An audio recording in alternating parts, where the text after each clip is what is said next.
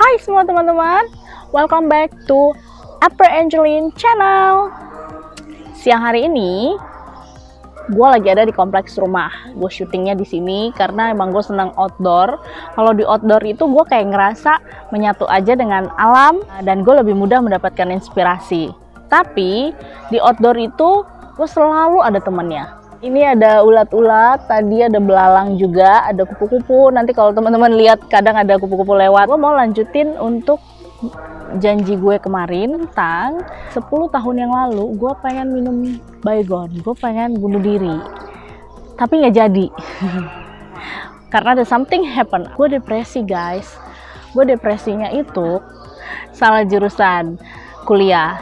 Jadi emang gue nggak pernah bermimpi untuk kuliah sebenarnya. Gue punya mimpi sendiri yang pengen gue raih, tapi gue nggak bisa utarain perasaan gue ke orang tua ya. Akhirnya gue ikut-ikut aja.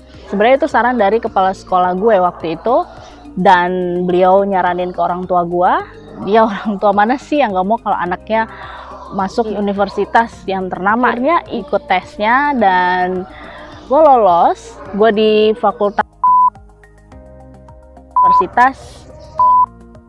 Something happen-nya tuh dengar suara kayak dibilang gini, kamu kalau bunuh diri gimana dengan impian kamu, gimana dengan kamu pengen jadi artis, gimana dengan orang tua kamu, katanya kamu sayang sama orang tua, pengen banggain mereka, kalau kamu bunuh diri nggak bisa dong. Gue nggak ngerti itu suara dari mana.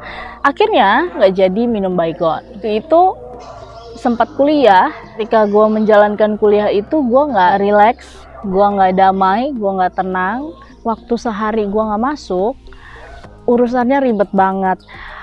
Gue harus lapor ke A, ke B, ke C, ke D, dan gila. Gue nangis waktu itu, mulai stres, dan akhirnya gue mulai depresi. Ketika gue depresi itu, gue punya niatan untuk minum baygon. Baygon itu emang udah di gelas, tapi akhirnya ya nggak jadi. Akhirnya gue bangkit. Gimana cara bangkitnya? Itu ada teman gue sekitar 3 hari kemudian tuh ngajakin bisnis. Gue nggak ngerti itu bisnis gimana, tapi namanya itu bisnis MLM. Gue ikut aja karena gue pikir mungkin ini bisa jadi solusi gue. Setelah 3 hari yang lalu gue hampir bunuh diri. Ya udah, gue ikutin temen gue, join 2 bulan udah jadi leader. Gue 2 tahun di sana, gue berproses. Gue dari yang pemalu. Jadi waktu kecil teman-teman, gue itu bahan bulian.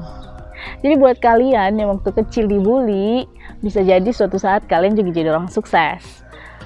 Karena kita tuh nggak pernah tahu masa depan seorang, ya kan? Jadi waktu gue di sana selama 2 tahun, gue bener-bener ngelatih diri, ngelatih mental gue. Sampai gue pernah ke Surabaya, gue bikin grup baru di sana dari nol, dan gue bikin tim gue itu jadi leader juga di sana. Gue sendiri, tanpa upline, downline yang ikut gue ke sana. Jadi gue bener-bener fight alone. Dan ya setelah 2 tahun, gue pikir memang sudah banyak yang gue pelajari di sana.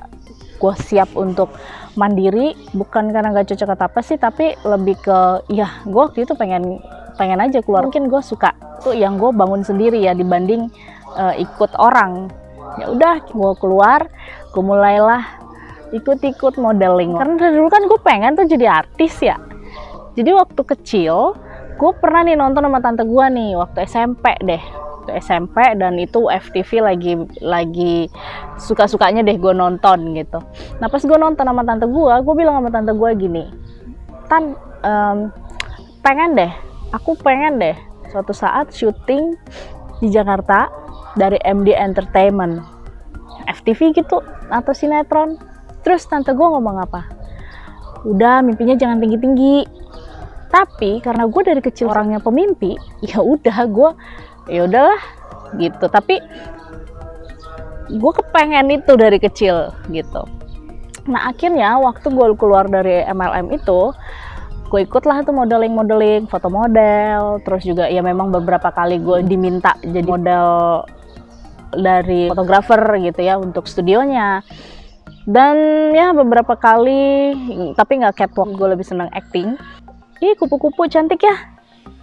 Thank you, kamu hadir. Sorry ya teman-teman. terpukau dengan ya bagus banget. Jadi gue suka acting. Kalau ospek nih, mau SMA maupun kuliah, gue di hari kedua pasti alasannya sakit. Padahal sebenarnya gak sakit-sakit beneran. Kan kalau di hari kedua sakit kan pasti istirahat ya. Biasanya kan kegiatan full itu di hari kedua. Nah, gue selalu alasannya sakit dan selalu berhasil actingnya. Thank you kamu udah temenin. Tuh gue ikut pemilihan model actingnya di Surabaya. Itu kan ada 300 peserta ya per kategorinya. Jadi kategori gue waktu itu remaja dan usia gue kalau nggak 19, 20 atau 21 tahun. Kayaknya sih 20 tahun deh. Dari 300 peserta itu disaring 2 kali sampai terakhir hanya diambil 50 finalis per kategorinya. Jadi waktu itu ada 3 kategori dewasa, anak dan remaja. Kalau gue kan maksudnya remaja nih, jadi setiap kategorinya itu diambil 50 finalis. Gue masuk. Itu membuktikan kalau gue pinter acting. Tapi gue gak dapet juara guys, cuma masuk di finalisnya aja. It's okay lah ya. Sebelum kita lanjut lagi, jangan lupa di like dan subscribe ya teman-teman. 50 peserta finalis dikirim langsung ke Jakarta syuting sinetron dan FTV. Gila. Gue waktu itu bolak-balik Jogja, Surabaya, dan akhirnya kita berangkat dari Surabaya. Manajemen udah siapin semuanya. Sampai di Jakarta dan ketika di lokasi syuting, gue baru tahu geng, kalau manajemen ini kerjasama dengan apa coba? MD Entertain. Jadi gue langsung keinget gitu mimpi gue. Oh gila ya, gue waktu itu mimpi ngomong kayak gini, ternyata kewujud gitu. Padahal gue ngomong itu ya ngomong aja, gak ada harapan yang gimana, walaupun pengen banget tapi gak berharap. Ya udah, gue di sana 4 bulanan gue syuting 3 sinetron 1 FTV. Akhirnya gue memutuskan untuk keluar dari manajemen dan keluar selamanya dari dunia entertain.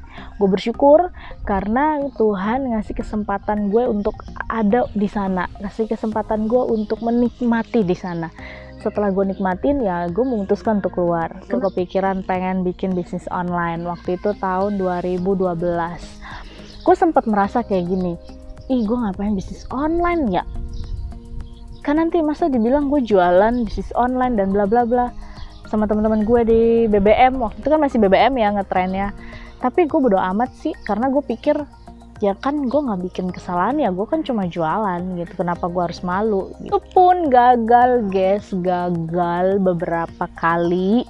Dari gue jualan sepatu, jadi reseller tentunya ya, terus gue jualan baju 3 kali ganti supplier, dan ada sempat bajunya itu kayak keset kaki.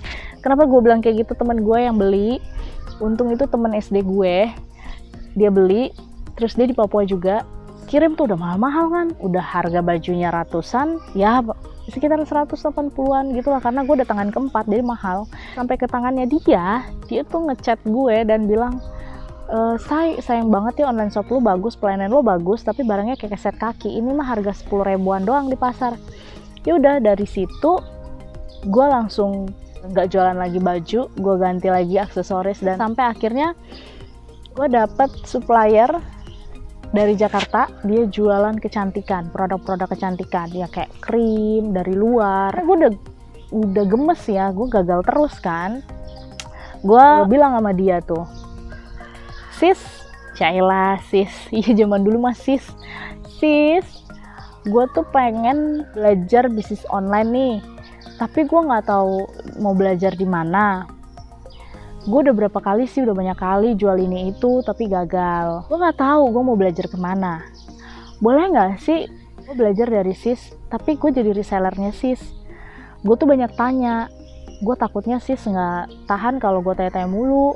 Kalau emang sis mau sabar kalau gue tanyain, ya mau deh. Terus suppliernya itu bilang apa? Boleh sih, silahkan kalau mau tanya saya bantu. Dan benar, gue tengah malam chat dia aja, dibales guys. Selama dia belum tutup mata alias tidur, dia balas.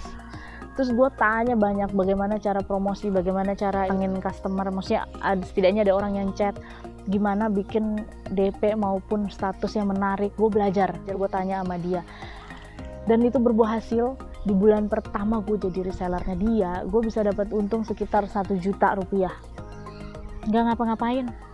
Dan kedua, gue dapat sekitar 3 jutaan. Bulan ketiga tuh gue dapat 5 sampai 6 jutaan lebih. Singkat cerita, setahun kemudian gue bikin brand sendiri, bikin brand perawatan rambut. Karena kalau menurut gue sih, kalau kecantikan yang wajah itu resikonya gede, jadi gue lebih senang di rambut. Pas banget juga gue masalah rambut gue nggak bisa tumbuh. Gue waktu itu suka keriting rambut, warnain rambut, smoothing rambut. Jadi pernah sekali gue pada saat bersamaan smoothing dan warnain, padahal kan nggak boleh ya. Mbak salonnya bilang boleh gitu. Gue pikir beneran boleh, tapi sebenarnya di hati ragu gitu, kok feelingnya nggak enak ya. Ternyata benar. Jadi rambut gua waktu itu nge-crush itu kayak keriting kecil gitu, rusak lah dan gampang putus kan rambutnya. Akhirnya gue potong pendek kayak Dora. Di situ gue nangis. Jadi gue waktu itu bingung gitu, gimana sih solusinya. Ya udah, selang berapa bulan bisa ngeluarin brand gue namanya Angeline Hair Treatment. Itu dari awal gue launching ya, dari customer gue sebelumnya ya, bisnis online gue jual ke sana, gue 8 bulan dapat ratusan juta, gengs. Itu beneran. Dan usia gue masih 22 tahun. Kebayang, anak kecil, anak ingusan megang duit gitu segitu.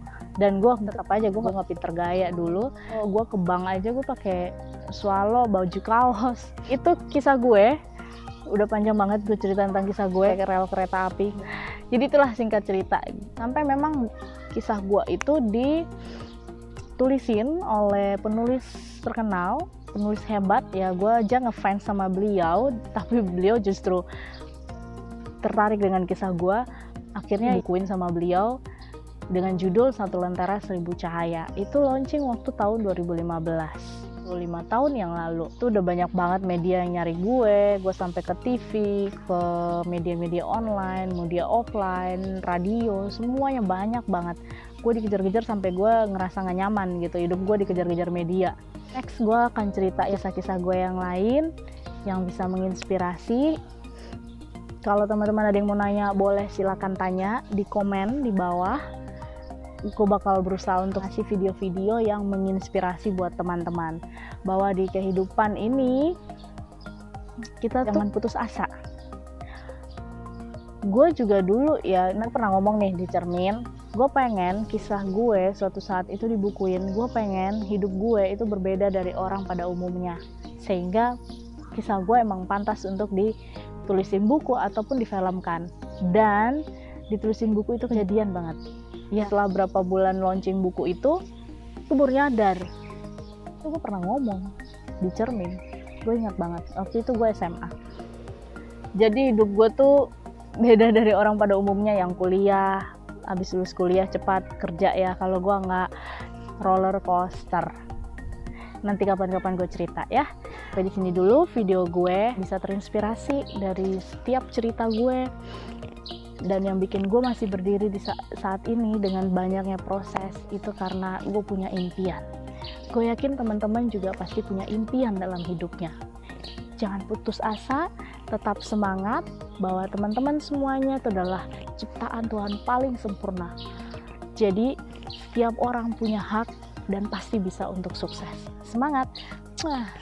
Guys, jangan lupa like dan subscribe.